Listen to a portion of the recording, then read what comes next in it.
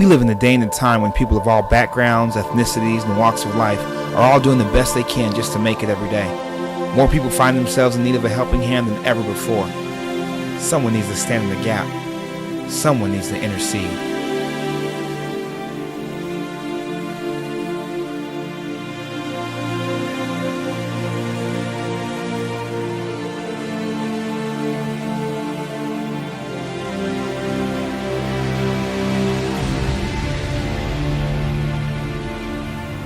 Isaiah the prophet wrote about a time in Israel's history when basically the world was falling apart. Staring back at Israel, saying that judgment is turned away backwards and justice stands afar off. For truth is fallen in the streets and equity cannot even enter. What was God to do? He saw that there was no man and wondered if there was no intercessor. What is an intercessor anyway? Well, an intercessor basically means one who fills in the gap. See, if you had a walled city and there was a hole in this walled city, just that little part that is broken down like a pile of rubble, actually it gives way for the enemy to sneak through it. Did you know that there is a vulnerability if you have a hole and you're at war? If you have an enemy, what is the enemy looking for?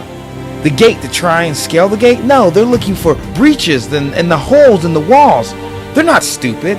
They're not going to waste their time going through the front door when they can go through the hole or the broken down breach. So the enemy, by his very nature, is constantly watching the integrity of the wall. He's looking for holes. So many have massive holes in their lives that gives the enemy access to do with their lives just what he sees fit to do.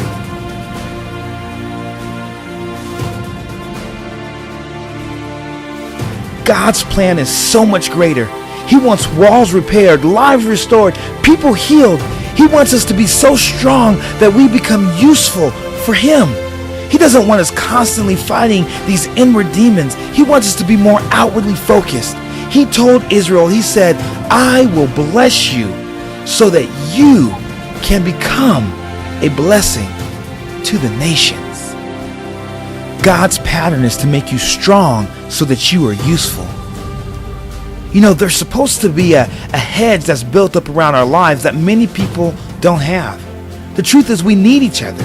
You need someone who can step in and fight off the enemy to make you strong so that you can start focusing outward instead of on your own issues. But you want to know the truth? Most of us are so weak because we have literally less than 1% of our time that is able to focus outward because we're so caught up in our own issues and our own struggles and our own difficulties. In case you haven't noticed, there's a dying world out there.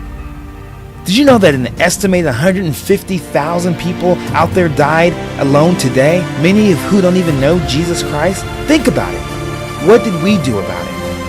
Did we take a step forward in beginning to do something about it, or are we just wrestling with our own lives as the world falls apart more than it already is? We're living on the defense instead of the offense, and we need the same thing God was looking for back then. The walls are broken, the cities are in disrepair, Israel is without a defender. Where are the intercessors?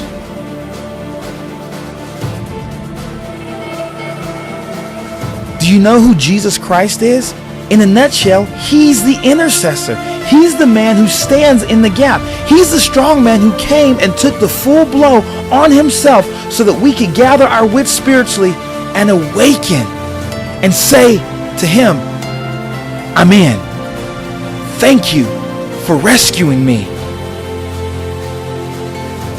Jesus Christ literally took the blow. Everything that was aimed right at you and me to absolutely decimate our lives, He took it square on. Without even a whimper, He took it. And He did it because of the joy that was set before Him, because He valued us that much. See, one of the things that we tend to do with the life of Jesus is weaken His testimony. We have a tendency to diminish His manly strength. But we are talking about the greatest warrior of all time. In the Old Testament, He was the Lord of hosts, the captain of captains, the general of generals. And He's the general that led His troops into battle with His own life. He's the one that did it while all the rest of the army was cowering in the background. They couldn't fight this army, and he stood up single-handedly and defeated them. That is our intercessor. That is our king. In the same way that he stood for you then, I want you to know that he stands for us now. When you behold the cross and you behold the resurrected Christ, when you behold the ascended Christ who sits at the right hand of the Father, you no longer will just remain where you are. You will say, God, do it all within me. For your glory, make me strong. For your glory, help me to love. For your glory, cause me to act. God is looking for an intercessor, someone who will make up this breach. We need to become a body that is thinking about everyone around us as opposed to ourselves. Instead of always coming to church, seeing what the church can do for us, what about who can I pray for this week? It's not about what the church can do for you, but what you can do for Jesus Christ and his church.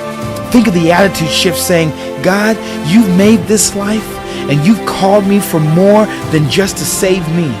You have rescued me so that I can become a rescuer. Who is it that needs rescue? Who needs help? Who needs me to stand in the gap and take the hit?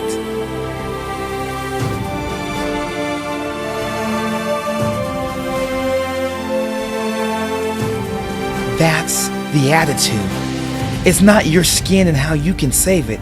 It's how you can spend it for his glory.